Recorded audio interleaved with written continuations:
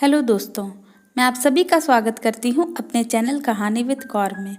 आज जो मैं आपको कहानी बताने जा रही हूँ वो अमृता प्रीतम के द्वारा लिखी हुई कहानी है, जिसका शीर्षक है एक जब्तशुदा किताब।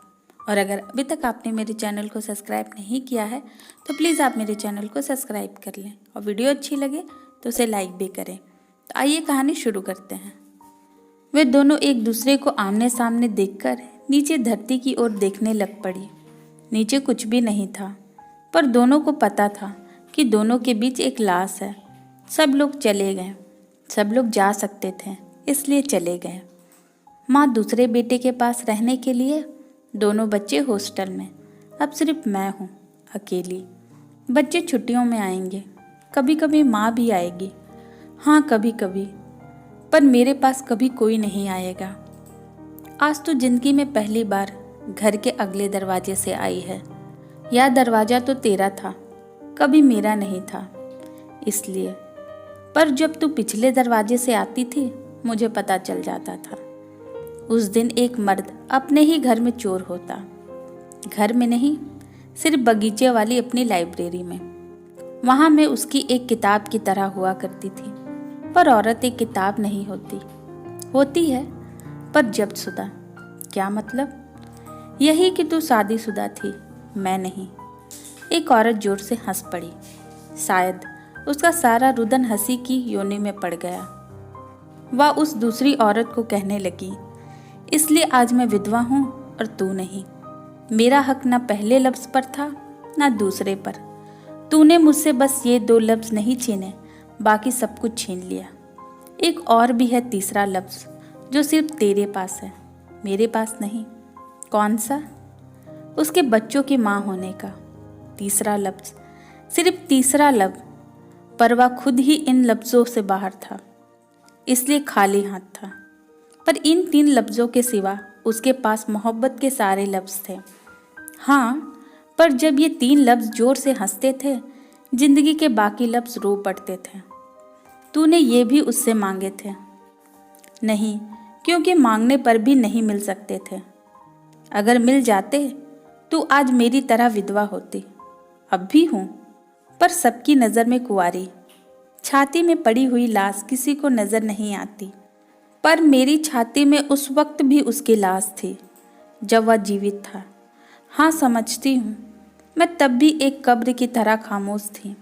शायद हम तीनों ही कब्र के सामने थे, एक दूसरे की लाश को अपनी अपनी मिट्टी में संभाल कर बैठी हुई कब्रें। शायद, पर अगर तू उसकी जिंदगी में ना आती कोई फर्क नहीं पड़ता। कैसे? फिर वह खाली कब्र की तरह जीता। शायद, शायद नहीं। उसने अंतिम समय कुछ कहा था? कुछ नहीं, सिर्फ अब जो कुछ तुमसे गुम हुआ है वह मुझसे भी गुम हो चुका है, इसलिए जो कुछ उसने कहा था मुझे बता दे। कुछ नहीं कहा था, बस कोई कमरे में आता था, वह आंखें खोलकर एक बार जरूर उसकी ओर देखता था, फिर चुपचाप आंखें बंद कर लेता। शायद वह मेरी प्रतीक्षा कर रहा था। शायद तूने मुझे बुलाया क्यों नहीं था? घर में उसकी माँ थी, उसका छोटा भाई भी था, बच्चे भी। मैं सबकी नज़र में उसको बचाना चाहती थी। क्या खोया क्या बचाया, इसका हिसाब लग सकेगा। मैंने जो खोया था खो चुकी थी। मुझे अपना ख्याल नहीं था। तूने ठीक कहा था, अगर मैं उसकी जिंदगी में ना आती मैं नफरत के दुख से बच जाती, और शायद दूसरे दुख से नहीं बच सकती थी। दूसरा दुख खालीपन का।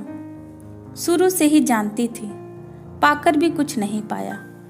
वह मेरे बिस्तर में भी मेरा नहीं होता था, खाली खाली आंखों से शून्य में देखता रहता था।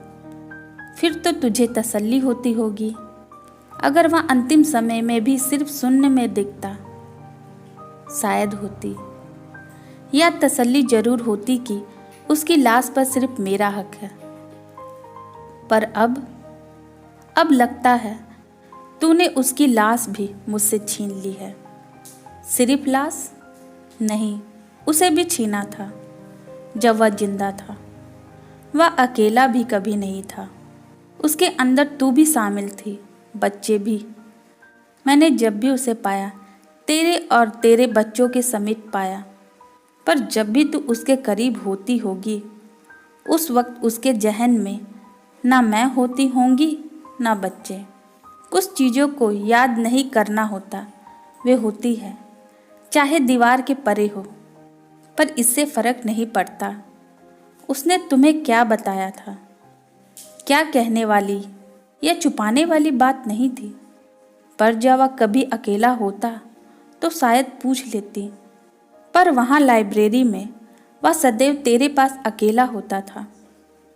वहाँ उसकी बीवी एक खुली किताब सी होती थी और बच्चे भी किताब की तस्वीरों की तरह, और तू, मैं एक खाली किताब थी जिस पर जिसने जो इबारत लिखनी चाहिए कुछ लिख ली।